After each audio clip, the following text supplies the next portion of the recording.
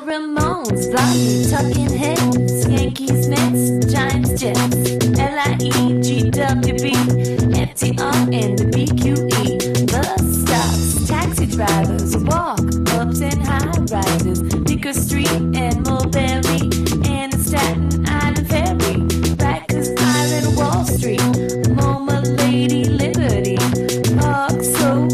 Hello and welcome to the Vinny Vella Show. I am your co-host, Carissa Clark.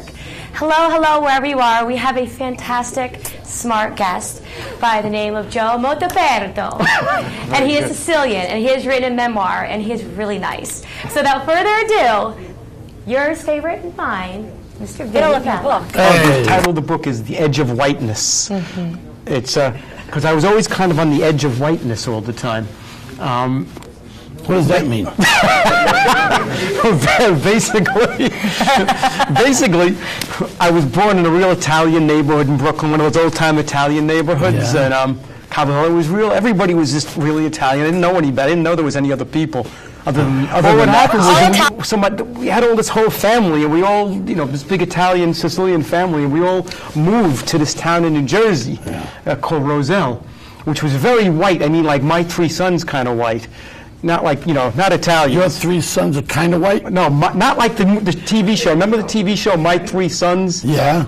It was those kind of white people as opposed to the Italian people. Oh, I see. Okay, like rednecks or something. I don't know what you're talking about. What show is that? Do you know My Three Sons? No, how would you describe it? Do you know Father Knows Best? Do you know any of those kind of shows where everybody, Leave It to Beaver? Baby. Oh my God, Leave It to Beaver, do you get it? Okay, yeah, I'm like with that kind of people. Okay. Like the ones that go to school, very kind of formal, on people's doorsteps. Okay. Not like the New York kids, they rob your newspaper. Yeah, exactly. Oh, wow. So not yet, like kind of formal, and not like Italians that like, hey, give me the fucking meat. It's like that kind of thing. I've never moved to New Jersey. We moved to this town, and Roselle was surrounded by Elizabeth and Newark and Hillside, which were kind of really, there was a lot of racial stuff going on there, but Roselle, like I said, had maintained this kind of like 1940s kind of whiteness. And so it was really strange to go there. Me and my cousins were all like, what the hell is this? Because people were very formal, and it was very waspish. And so we were kind of the ethnic people then there. But then, so when we got to high school, though, everything changed. It was all this integration, busing had happened. They had brought like literally the most criminally insane black kids from the high schools, from Newark and Elizabeth and Linden and all those places into our high school. Did you ever graduate? Yeah, it was like maximum security prison. I was there for 5 years. I was nervous. I started stealing all his food and eating it. I got a really fat butt. And so it was kind of a normal of the human butt, one of these guys was calling me, and then they just started picking on me, just focusing on me, because I had this huge butt, and I was wearing these picnic pants. You still have the huge butt? Oh, thank God I got rid of that. How'd you get rid of it? Well, right after that. Did you get rid of the stomach the same way you get rid of your butt? The stomach. It was only the butt. That was the odd thing. It was the butt with like these, and I had these picnic pants, these clothes, these, what the picnic pants? No. They're kind of like, in the 70s, when you go into these kind of Salvation Army things, you have these kind of pants that look like picnic tablecloths. They're like checkered pants. Oh, I don't know. Oh, they were they red and white as well? Tell me more about your butt. They were unbelievably horrible. We started talking about butts in here. So of course, when you're I wearing live that, in an ethnic neighborhood right now because I was relocated from where I was living on Elizabeth Street. That was like a real Soho sort of type. And I'm living in an ethnic neighborhood. But at first, I was a little jury about because of the people that were all around. But then they say, hey man, I see you in the movie, all that stuff. So then, with them, now they all became my friends. Yeah. But now when they see me, they figure I'm cool. And right in front of my building, they're smoking weed. And when I go upstairs, my son, hey, you smell a pot. and every time I come home at night, I'm always smelling the weed. And to be honest with you, by the time I get my elevator, I got a contact high already. I was going to say that. Yeah. And, I can understand that. But what they got me confused, because from there I go to Little Italy every night. Right. And when I go to say goodnight to my friends, I used to go like that. Now I got in the habit sometimes I do this. And I'm ready to do this. You know, one of my friends said, "What was that?" I said, "No." I said, "I was just seeing where." You made people afraid of you. Well, I don't think they were afraid, but at least I was able to stand up. I think they were afraid of you. I think I think they're afraid of you.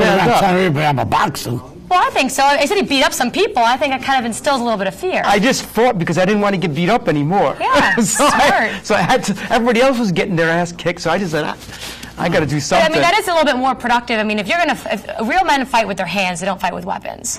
Yeah. So that's at least what you did, is you learned the art of boxing, and boxing is amazing anyway. I just did it. I wasn't. Well, we're not worried about that because the Italians in my neighborhood, they don't fight with their hands. I know, but I'm just saying, I think real men fight with their hands. Well, that was in those days. It wasn't everybody. You know what I always thought would be a good woman's protection? What? Is now listen to this. I know it sounds stupid, but get a water gun that doesn't leak and put Clorox in it. And then if somebody goes to hold you up, and you pull out a water gun, and somebody says, "Man, what you gonna do with that bitch?" You go right in the eye. That's bleach to their eye. That's a Vinny's version of a mace spray. Yeah. But I like your idea. I think you know what I did like fun. an idiot? Somebody gave me a mace spray, my friend Robert in here.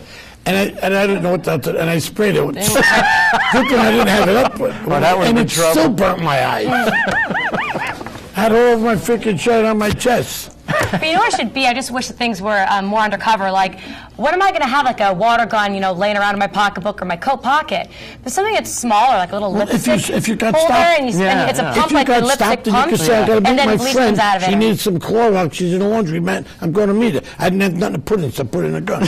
I think that's a great idea. Let's do I'll it. try that. Yeah. How could anybody get a hold of your book? Oh, the book, I have a website, www.montaperto.com. Why don't you spell that? Okay. It's first name Joe, the last name is Montaperto. It means open mountain in Italian. So all you got to remember is open mountain. That's not So all you got to remember is that. And so it's a memoir about just your struggles and trying to find balance and relate. Yeah, and then you go. I worked in a mafia restaurant. And I was bringing a Malcolm X book in there, and they were like, "Hey, what the fuck are you doing?" Everybody was really upset, and I was bringing the autobiography of Malcolm X in, and I had a pick in my hair. Well, that's funny. But I don't know. I'm kind of wondering. So you write this book, and in the process of writing the book, what is the message? Is there a message for you? What is really kind of? Yeah, well, at the end, it was kind of like it opened me up to so many different cultures because I was with this Puerto Rican guy. I was in the Puerto Rican culture. I was in the black culture. I was in the Italian culture. I was in like a million different cultures. So the difference between my life now and you growing up is that you're growing up in the movement because that's my normal now. Right, I have the most beautiful friends of all ethnicity and sexual preferences. So I'm like, okay, whatever. You're saying my memoir is about the experience of those 2 decades and how I became or 3 decades, how I am the man that I am now. Yeah, and it's just your story. It shaped you, basically. Because it's much different, more segregated at that time. It's much different. Well, it's a big deal now. But it was a whole different. You got into all that, the music and Marvin Gaye. And you got into a lot of this stuff. It was a different. It wasn't like it was integrated like now, It was kind of like you went in there, it was like, whoa, holy shit. It's amazing. That's interesting. And you said that you finished writing the book 5 years ago, and it only got published in the past year? I finished it about 2 years ago. 2 years ago. It took me 5 years to write it. 5 years to write it, you finished it 2 years ago. Yeah, 5 years? Well, I was living in South America. I was going back and forth from South America because I was living in Ecuador and Colombia and Peru.